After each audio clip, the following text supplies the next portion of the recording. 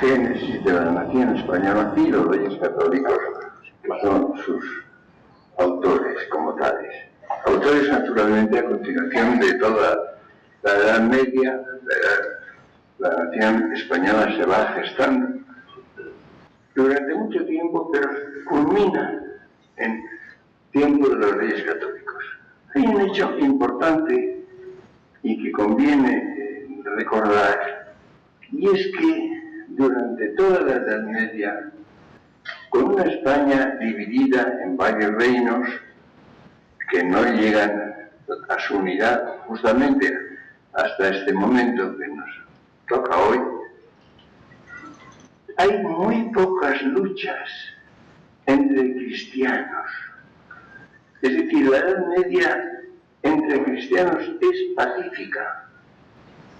Se lucha con los musulmanes, no siempre con grandes intervalos de paz o de casi total paz, pero en definitiva sí, se combate, claro está.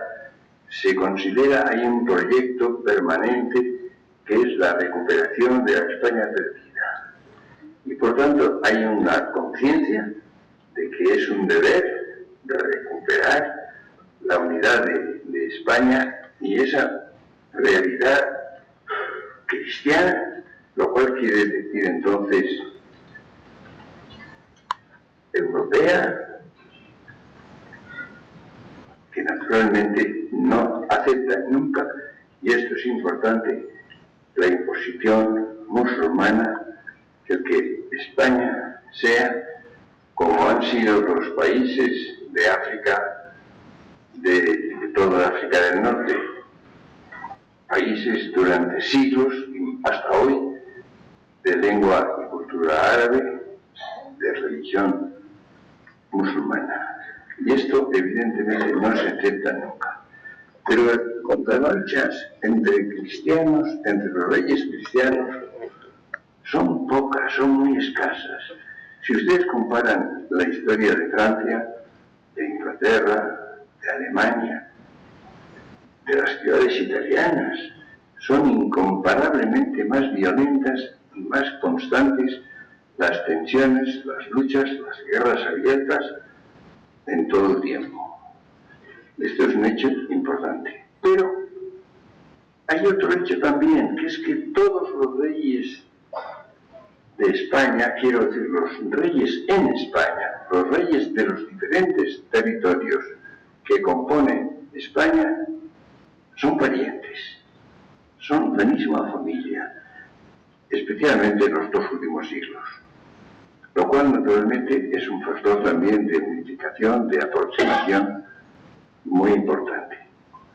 Y sin embargo, a pesar de todo esto, que son datos, diríamos, positivos, la situación de los dos grandes reinos cristianos, Castilla y Aragón, es bastante mala hacia 1460 incluso.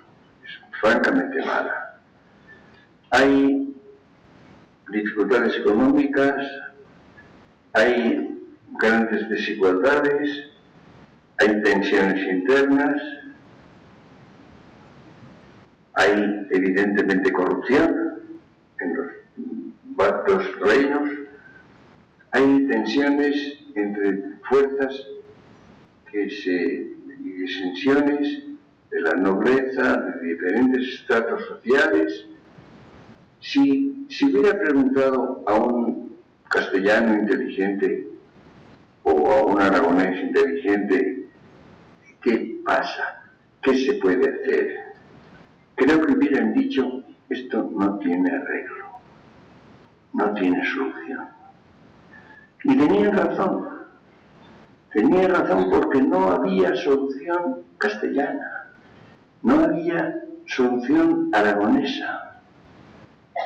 Y sin embargo, si ustedes piensan en el curso de los últimos decenios de la historia del siglo XV, nos encontramos con que antes de acabar el siglo, bastante antes, España es el país rector de Europa, el país más importante que tiene la hegemonía. no hubo solución castellana ni solución aragonesa. La solución fue España. Hubo solución española de los problemas de Castilla y de Aragón. Esto es capital. Y esto se realiza en una proporción muy grande por obra de los protagonistas de esta elección, los reyes católicos. Y ustedes recuerdan, por ejemplo, la situación muy dura en que se encontraba el Reino de Aragón. Había una rebelión de los catalanes contra Juan II. Hay un hecho que la gente no sé por qué, muchos no saben y otros no quieren saber. Actualmente, sobre todo, no quieren saber. Es que el año 1462 los diputados catalanes le ofrecen la corona del Principado de Cataluña a Enrique IV de Castilla, diciéndole literalmente para que sea hecha perpetua unión entre este Principado y el Reino de Castilla. Como saben ustedes también, Enrique IV no aceptó. Lo que probablemente no saben, y lo que no sabe casi nadie, el ofrecimiento de la corona del Principado, esto repito, se sabe bastante, pero no se quiere saber, y no se dice, y se oculta cuidadosamente. Lo que voy a decir a continuación no se sabe mucho. Es que no aceptó, Enrique IV no aceptó la corona del Principado, principalmente por no complicar la vida a Aragón. Porque si se hace la entrega del Principado de Cataluña al rey de Castilla, esto hubiera dejado en una situación sumamente difícil a Juan II y por tanto al reino de Aragón como tal. Y es importante el ver que en Castilla se pensaba que era interesante la conservación del reino de Aragón y de su relativa estabilidad y prosperidad, y hubiera sido peligroso el que ese reino hubiera entrado en crisis profunda, en división, en pérdida, quizá en escisión. El hecho es que no se acepta, no se hace esa unión propuesta por los catalanes en un momento que estaba todavía lejos de la unidad nacional, que se hace después. Entonces, la situación era la siguiente. Isabel, la hermana del rey, tenía que casarse. Se esperaba que se casara. Hay diversos pretendientes, hay dentro del país, hay preferencias por unos o por otros, hay naturalmente las preferencias personales de Isabel. Y esto lleva a un predominio de la candidatura aragonesa, de Fernando de Aragón, hijo de Juan II. Parece, en las cosas privadas no es muy fácil entrar, la historia es conocida hasta cierto punto, los detalles personales no son muy claros. Parece, repito, ya no respondo de ello, que la preferencia personal de Isabel era Fernando. Parece que desde luego a quien prefería era Fernando y es con quien quería casarse. Parece que Fernando también tenía mucho interés en casarse con Isabel.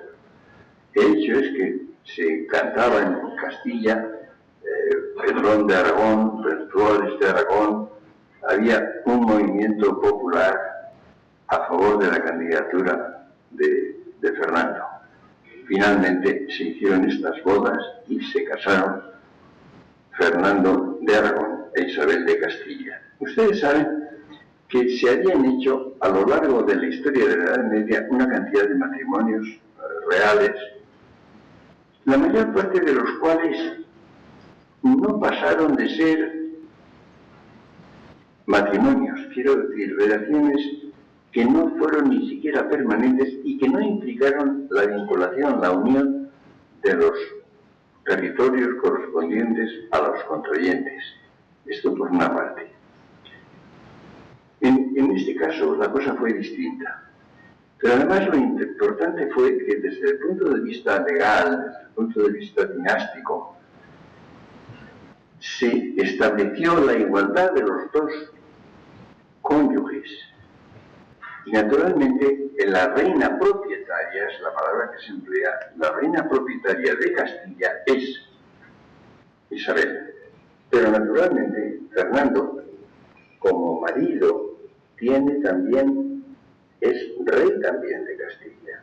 Es rey consorte, pero es rey de Castilla y tiene esa dignidad y los poderes necesarios. Como lo tendrá después, cuando Fernando hereda por muerte de su padre la corona aragonesa, ocurrirá lo mismo. Recuerden ustedes la fórmula de tanto monta, monta tanto, Isabel como Fernando. Es decir, los dos fueron reyes en los dos reinos. Reyes, uno propietario y el otro consorte, pero reyes, con potestades y con esa dignidad. Lo cual hace precisamente que se forme una unión no ya de dos personas, no la unión de un matrimonio, sino la unión de dos reinos. Y esos dos reinos, reinos de Castilla, reinos de Aragón, cada uno de los cuales se usaba con la titulación tradicional, enumerativa de los diferentes reinos que había dentro de cada uno de ellos, cada vez se va sustituyendo más por una expresión de conjunto, reyes de España o reyes de las Españas. Y va cediendo la enumeración tradicional de cada una de las unidades menores va cediendo ante la unificación total de España o las Españas. Ya recuerden ustedes, lo mencionamos el otro día, que se hablaba de los 5 reinos como sinónimo de España, como nombre de España eran los 5 reinos.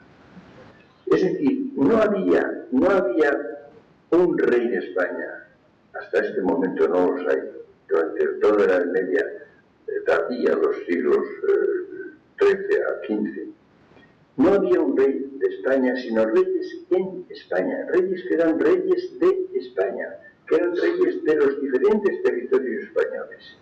Y el conjunto se llama los 5 reinos. Y eso funciona como un nombre colectivo.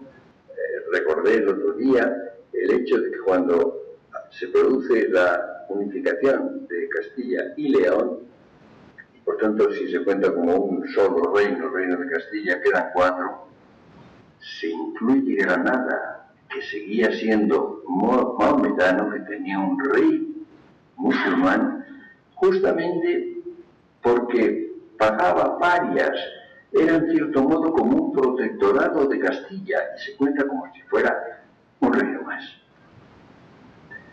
Pero lo interesante es que en un plazo de tiempo brevísimo, digamos hacia 1480, el reino de España, este reino de España o de las Españas, se ha convertido en la principal unidad histórica y política de Europa. Es decir, se ha producido una transformación muy rápida, y en definitiva, la prosperidad, la unidad, la fuerza, la pujanza del nuevo país, de la nueva nación, ha sustituido a la situación de crisis, de descontento, de corrupción en cierto modo, de problemas de todo tipo, de división de los grupos sociales que existía, lo mismo en Castilla que en Aragón. Es decir, es el nuevo principio nacional, la nueva estructura política, social, histórica, la que ha permitido ese enorme desarrollo, ese enorme crecimiento, esa prosperidad que sucede a la situación precaria llena de dificultades de los dos reinos, Castilla y Aragón. Castilla era mucho más grande, como saben ustedes. Aragón era más pequeño, tenía una población bastante poco más de 1 millón de habitantes. Es interesante, hay una cosa que me preocupa mucho. Ahora el mundo actual cree que es muy bueno producir mucho de todo. Trigo, maíz, petróleo, máquinas, coches, bicicletas, aviones, todo menos personas. Nunca me ha parecido muy convincente esta idea, pero es la que domina. Es curioso que ha habido mucho tiempo en que el gran problema de todo el mundo era la escasez de personas. Era que la población era muy escasa. Pierre Jeunet, que es un escritor, un historiador francés interesante, un poco arbitrario a veces, pero muy interesante, asociaba desde hace mucho tiempo los 40 habitantes por kilómetro cuadrado con la posibilidad de que los países funcionaran. Francia, que era el país más densamente poblado de Europa durante toda la Edad Media y en gran parte de la Edad Moderna, alcanzó relativamente pronto los 40 habitantes. Y muchos han creído, entre ellos Pierre Jeunet, que la pujanza, la prosperidad, la mayor grandeza que tiene en muchos aspectos Francia durante casi toda la Edad Media y después en otras formas, se debía a que había alcanzado esa cifra por debajo de la cual estaban, evidentemente, muy por debajo España, muy por debajo Inglaterra, muy por debajo Alemania, Italia, en la medida en que podemos hablar de los conjuntos, aunque no eran naciones, estaban muy fragmentados. Pues bien, la población de Aragón era pequeña. La producción de Castilla no era grande tampoco. Nunca se sabe bien, las estadísticas eran muy escasas, pero probablemente Castilla no tendría arriba de 6 millones de habitantes, pero son muchos más. Tenía mayor peso, era más rica.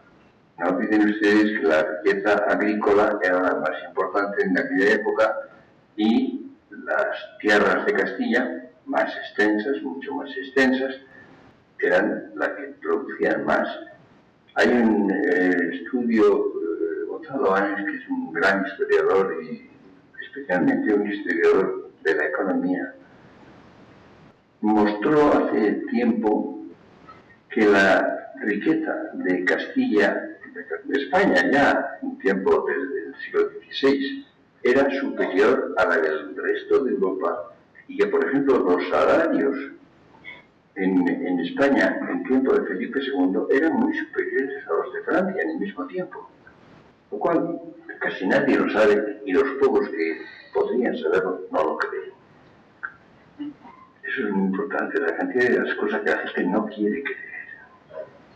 Yo voy a hacer una lista alguna vez. Este es el hecho. Por tanto, en muchos sentidos, Castilla era más importante.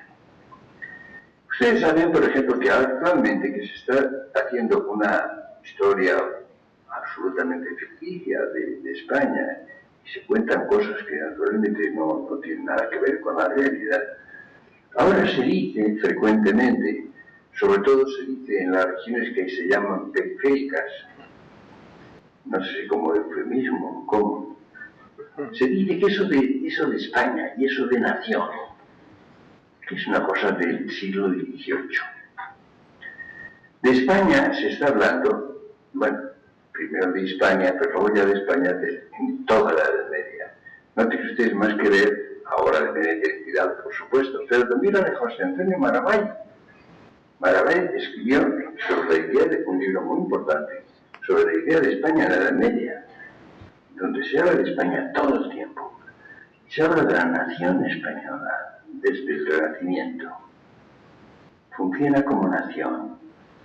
De modo que son conceptos que circulan, desde luego, España siempre, pero la nación española aparece ya en el siglo XVIII, se habla en el siglo XV, quiero decir, no el XVIII, en el siglo XV. Pues bien, la idea que circula actualmente es que en tiempo de los reyes católicos empieza la castellanización de España, quiere decirse del resto de España. Yo recuerdo muy bien una frase de Ortega, publicada en el año 1921, en España Invertebrada, que decía: Castilla hizo España y Castilla la ha deshecho. Sánchez Albornoz, 10 años después, en las Cortes Constituyentes de la República, el año 31, dijo: Castilla hizo España y España ha deshecho a Castilla. Puede haber algún elemento de verdad en las dos tesis de dos hombres muy inteligentes y valiosos, pero no me dejaron ninguna de las dos contento. Y hace ya muchos años yo forjé otra frase, pensé que yo también tenía derecho a hacer una frase sobre Castilla. Y dije, ¿por qué no? Y dije, Castilla se hizo España. Y al cabo de unos 10 años, pienso que tenía razón. Castilla se hizo España. Es decir, no es que hubo una castellanización de lo que no era Castilla, sino que hubo una españolización de Castilla. Castilla, desde comienzos del reinado de los reyes católicos, del reinado conjunto de Castilla y Aragón, empezó precisamente, y esto es muy importante, empezó a verse como España, como parte de España. Es decir, la Castilla, que es parte, que es uno de los dos grandes ingredientes de la España de los reyes católicos, se ve como parte de España, en todos los órdenes. Se interpreta como parte de España. Es decir, la transformación de los territorios españoles empieza por Castilla, que cambia de actitud, que cambia de modo de entenderse, de verse a sí misma. Se ve como parte y no como un todo. Ustedes piensen, por ejemplo, que lo curioso es que la empresa de América, que es evidentemente quizá lo más importante de la historia de los reyes católicos y quizá lo más importante en conjunto de la historia de España, fue precisamente la visión de esto desde España. Y se ha hablado de España, se ha hablado de Hispanoamérica, no de Castilloamérica, jamás se ha hablado de Castilloamérica. Los territorios descubiertos y colonizados en América tomaron nombres españoles de todas partes de España, no castellanos, de arriba abajo. Es decir, no se interpretó como una empresa castellana, aunque fuera el titular del Reino de Castilla, aunque se hizo desde el Reino de Castilla, por una razón muy elemental, que es que la expansión de los reinos castellanos había tenido direcciones distintas. Castilla se había orientado, en cierto modo, hacia África. La relación con África había sido muy próxima. Se habían descubierto y colonizado las Islas Canarias. En cambio, Aragón se había expandido hacia el Mediterráneo. Había tenido una expansión mediterránea, o a veces como la expedición de catalanes y aragoneses a Oriente, a Grecia, de modo transitorio, que no se permitió en otros lugares de un modo estable. Es evidente, por ejemplo, la presencia en Nápoles, en Sicilia. Es decir, hay una expansión europea, africana, canaria, es decir, el Atlántico de Castilla, y una expansión mediterránea de Aragón. Por consiguiente, la expansión hacia América correspondía a Castilla y es una empresa del Reino de Castilla, de la Corona de Castilla, pero de Castilla como parte de España, como miembro principal y en algún sentido rector de España. Como ven ustedes, no quiere decir luego se ha dicho durante mucho tiempo, evidentemente la comunicación se hace desde puertos castellanos y se hace por castellanos, luego eso se generaliza, se entran también súbditos de la Corona de Aragón, hacen su expansión en América y forman parte de esto, como ven ustedes también. Pero en fin, lo que me parece importante señalar es que la prosperidad, la inmensa prosperidad de España es española, ni castellana ni aragonesa, sino es justamente la formación de una nueva estructura política, social, de un nuevo territorio conjunto, lo que determina el crecimiento vertiginoso de la unidad nueva, de esa nueva forma. No olviden ustedes que la Reconquista, que llevaba un paso rápido, en cierto modo, hasta Alfonso XI es bastante activa. Después se la da por terminada. El reino de Granada paga tributos a Castilla. Tiene muy poca resistencia respecto de ella. Se da por terminada, en cierto modo, en el ánimo por lo menos, la Reconquista. He insistido muchas veces en que los reyes de Castilla viven en Sevilla, residen en Sevilla la mayor parte del tiempo desde la Reconquista por los reyes que hablamos el otro día, justamente por Fernando III el Santo y por Alfonso el Sabio. Y tenían la impresión muy importante de que seguían en Castilla, de que no estaban en otro lugar. Porque hay una cosa muy interesante, que es que, así como otras partes de España son territoriales, tienen una conciencia territorial. He visto hoy una vez más que se habla de obispos catalanes. Uno se pregunta por qué. Pero en todo caso, a nadie se le ha ocurrido en ninguna parte de España distinta pedir obispos de la región particular. Nuestro arzobispo, el cardenal Bronco, es gallego, cosa que a nadie le extraña, no ya que le parezca mal, sino que ni siquiera le extraña. ¿Por qué no? ¿Por qué no va a ser el arzobispo cardenal de Madrid? ¿Por qué no va a ser gallego? O de cualquier otro lugar, andaluz, navarro, extremeño, lo que sea. Pero porque otras regiones han tenido o tienen una concepción territorial. Castilla no. Castilla no es un territorio, es una actitud. Recuerden ustedes aquellos versos, creo que los recordé el otro día: por necesidad batallo, y una vez puesto en la silla, se va ensanchando Castilla al trote de mi caballo. No sé quién lo dijo, pero esto refleja cuál era la actitud verdadera de los castellanos. Se va ensanchando Castilla al trote de mi caballo. Es decir, allá donde llega mi caballo es Castilla.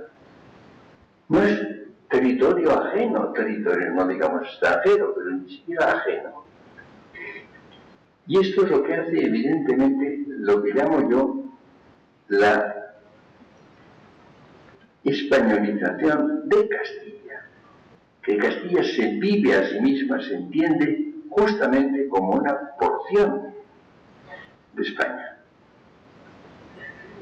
El uso de la lengua del nombre se llamó castellano bastante tiempo porque es la lengua de Castilla, la lengua que se origina en Castilla, siempre mezclada con otras, con el vascuence desde el comienzo.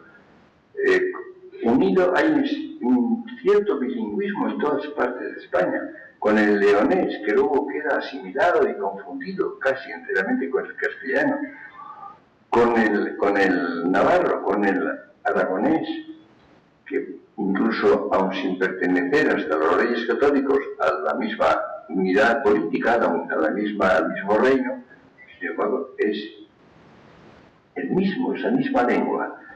La lengua que se habla en Aragón es igual que el castellano. Y es curioso cómo hay protestas en Aragón en el siglo XV de que se llame castellano a la lengua. ¿Por qué? Si es nuestra lengua igualmente, es la misma lengua. Es decir, el nombre correcto es por lo menos desde comienzos del siglo XV, español. Yo muchas veces he preguntado, por ejemplo, por qué en algunas regiones españolas hay resistencia a llamar español y prefieren decir castellano. Las regiones que no son Castilla, no ve uno claro por qué razón van a hablar castellano. Pero español sí, porque son españoles también, son regiones españolas, son regiones de España. De modo que, en definitiva, parece extraño que haya resistencia a emplear la palabra español en regiones que no son castellanas, pero que son españolas. Es una incoherencia. Como ven ustedes, por tanto, se produce una transformación que es muy profunda, una transformación política, una transformación social, una transformación militar. Empieza a haber en España un ejército real, un poder real incontenible. Por ejemplo, el rey asume las maestranzas de las órdenes militares que tenían una importancia extraordinaria y se va produciendo una unificación del tejido social de la población misma, por supuesto de la lengua, que se extiende y que llega naturalmente a las regiones en las cuales se hablaba poco, secundariamente, coexistiendo con otras formas, y esto es lo que va haciendo poco a poco la transformación de lo que eran varios reinos y que entonces se convierten en una nación única. Esto me parece capital. En gran parte por el talento político de los reyes católicos. Isabel y Fernando fueron dos reyes muy excepcionales, eran de gran cultura, especialmente en el siglo XIX, una Weltpolitik, una política mundial, y por tanto llegar a plantear problemas de largo alcance.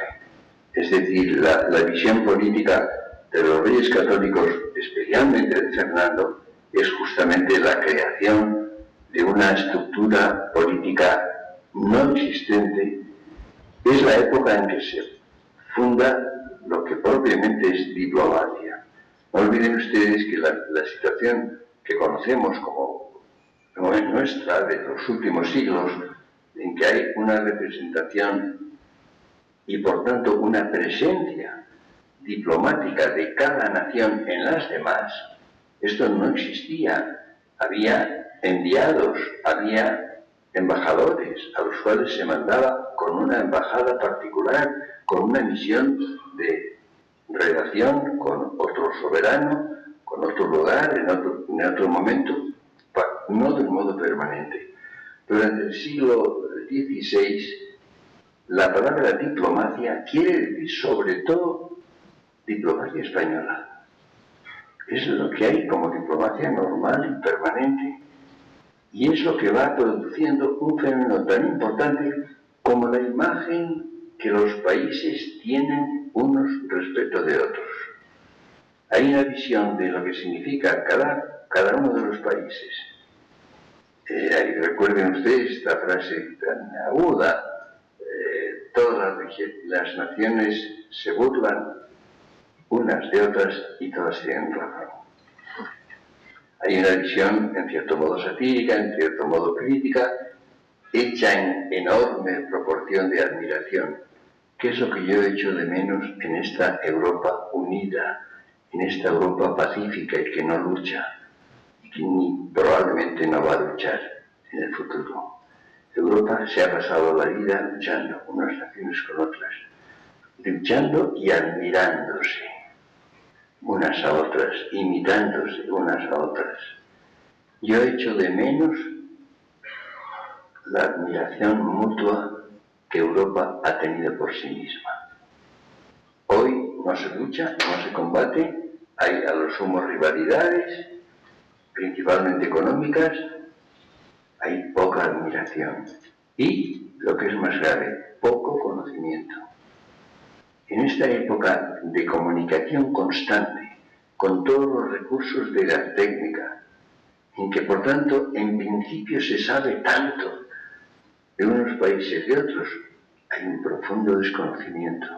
Si ustedes hicieran un examen de Europa a los europeos, temo que habría una proporción de suspensos aterradora.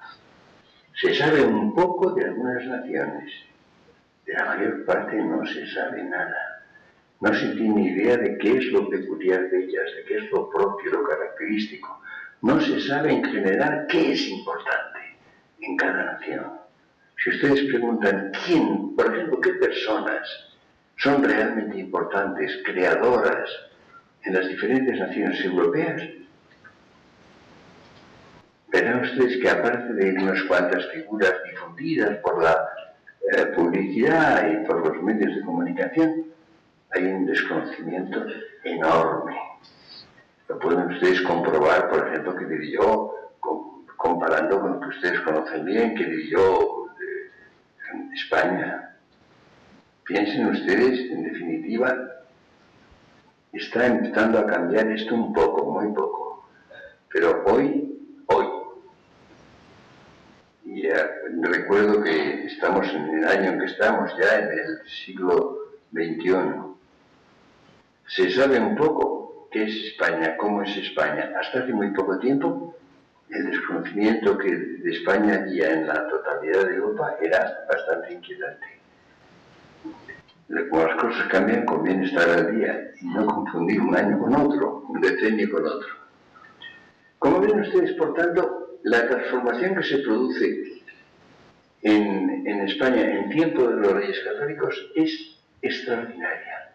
Es pasar de ser un país dividido, fragmentado, en crisis, con enorme cantidad de problemas, a ser un país unido, coherente, que tiene una política unitaria, que tiene una Weltpolitik, una política universal, en definitiva, dentro del que se dilata fuera de los territorios propiamente españoles y, naturalmente, sobre todo, la gran variación es América. Es curioso cómo hay una idea frecuente en España que es borrar América, no olvidarse de América. Olvidarse de América, es posible que este problema grave humanamente, económicamente, socialmente, que es la inmigración, es posible que tenga, junto a sus riesgos y sus problemas, un efecto poderoso e importante, que va a ser recordarnos que no somos españoles solo, que somos hispánicos. Porque hay una presión extraordinaria de cientos de miles porque la realidad no tolera otra cosa. Si la tolerara serían millones de hombres y mujeres, aquí sí que viene bien decir hombres y mujeres, nuestra estupidez habitual, porque son distintos y tienen problemas diferentes, que naturalmente son en cierto modo como nosotros, aunque sean muy distintos en algunos aspectos, pero se parecen extrañamente. Y ahora que estamos teniendo la experiencia viva, concreta, carnal, física, lingüística, de tantos miles y miles de hispanoamericanos, estamos descubriendo que son como nosotros, que son enormemente parecidos a nosotros, que son consecuencia de nosotros y que en algunos aspectos son superiores a nosotros. Por ejemplo, aunque sea extraño, en la lengua, porque la mayor parte hablan mejor, en igualdad de nivel social y cultural, mejor que nosotros. Y esto va quizá a producir un cambio de actitud y nos va a hacer cobrar conciencia de lo que somos, de lo que hemos sido desde fines del siglo XIV, comienzos del siglo XV, y lo que seguimos siendo. Con lo cual, este problema, porque es un problema, no cabe duda ninguna, que es incluso en algún sentido un problema doloroso, puede que sea eso que llaman en inglés una bendición disfrazada. Es posible que tenga consecuencias profundas, muy profundas, para la conciencia de los españoles como tales. Y esto comienza en los últimos decenios del siglo, en el último decenio del siglo XV, se desarrolla en los siglos siguientes, se olvida después, sobre todo después del apartamiento que los países americanos experimentan respecto de España a raíz de su independencia y de las manipulaciones que se han ejercido sobre ellos en el mismo sentido, pero es posible que ahora haya un cambio distinto y positivo, sumamente positivo. Tomen ustedes nota de que al comenzar el milenio se lo he advertido. Si dentro de unos años esto resulta que es así, recuerden ustedes que lo dije en esta misma noche. Es que es muy importante. ¿Cómo ven ustedes si consideramos la función que tienen los reyes católicos? Por una parte, la consolidación de esa unidad que no existía más que incoativamente.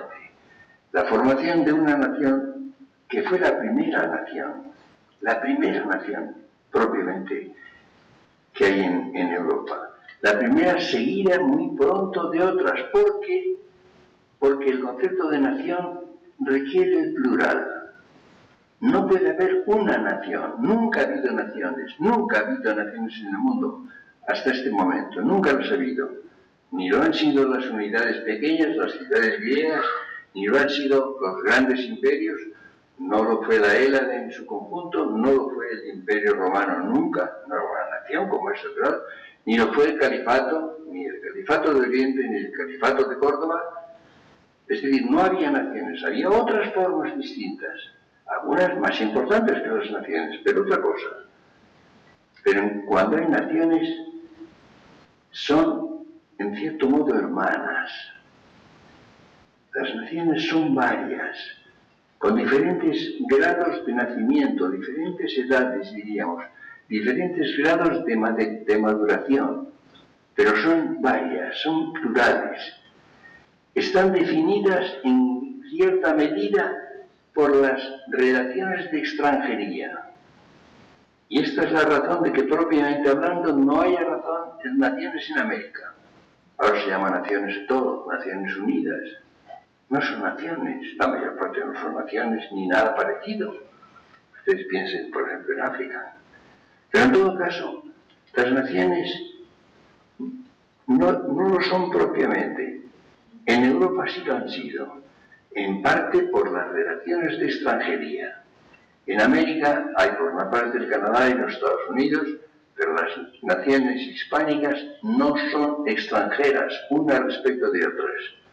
Y por eso no son propiamente naciones, son estados independientes con una estructura que es en gran parte recibida, que es en gran parte imitada de las de Europa, pero no son propiamente naciones. En cambio, ni las hay en otros continentes, por supuesto, ni hablar. Pero en Europa sí, en Europa ha habido naciones pronto. Y es evidente que la primera promoción de naciones, España, Portugal, Francia, Inglaterra, gobernaron las demás. Como habrá otras varias promociones, hasta que en 1870 alcanza su condición nacional Alemania e Italia.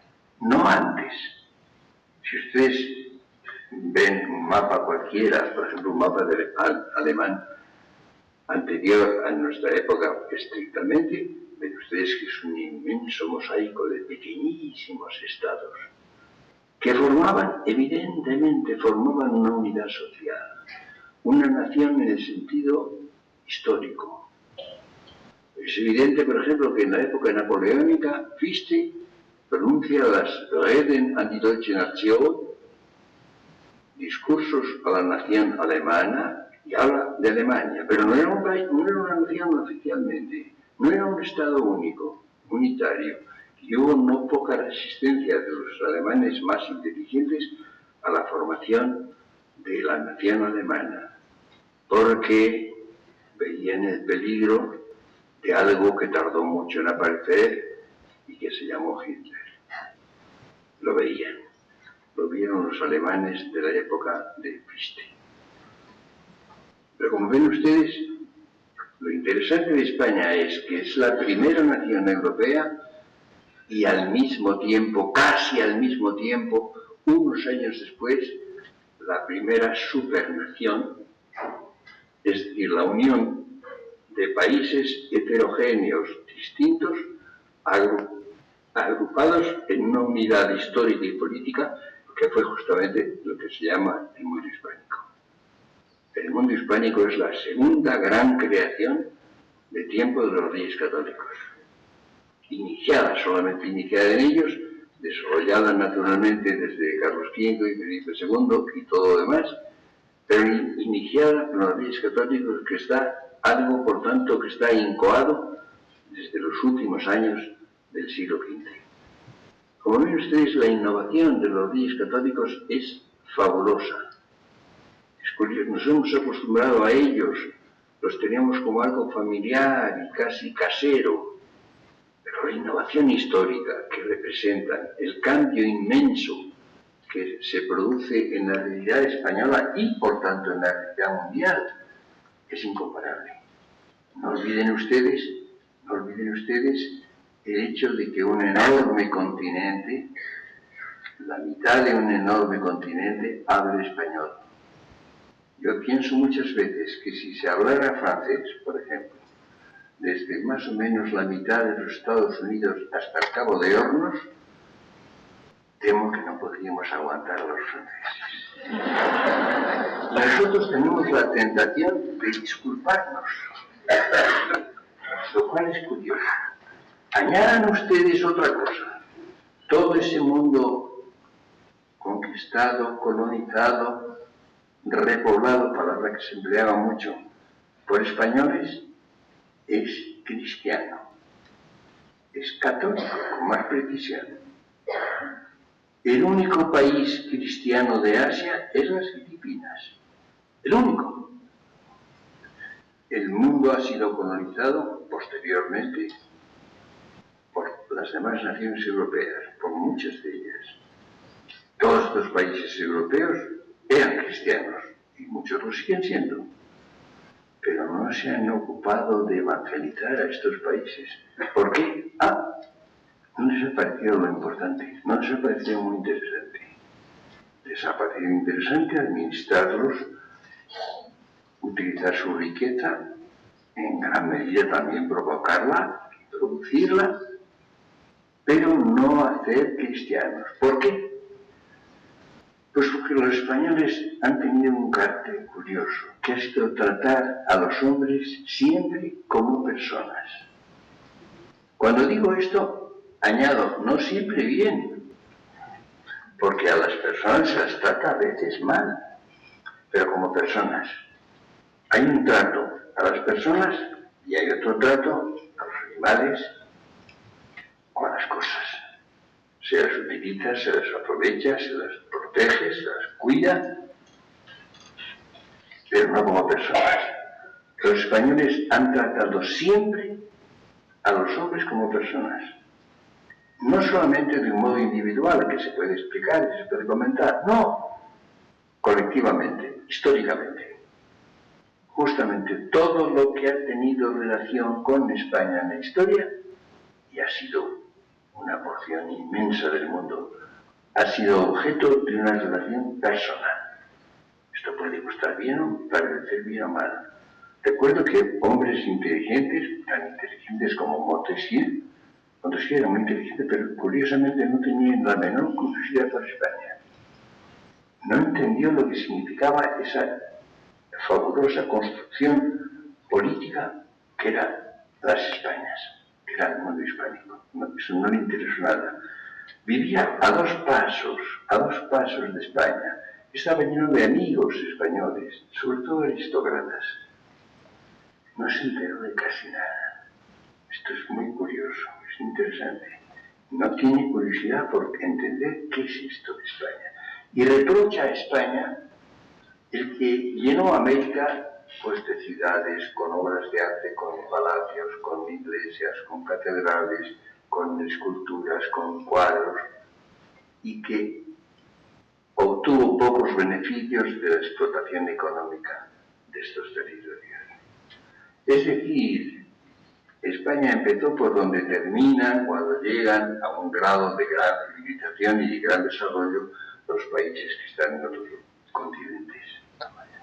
Pero esto no lo vio el gran Montesquieu, el eminente Montesquieu.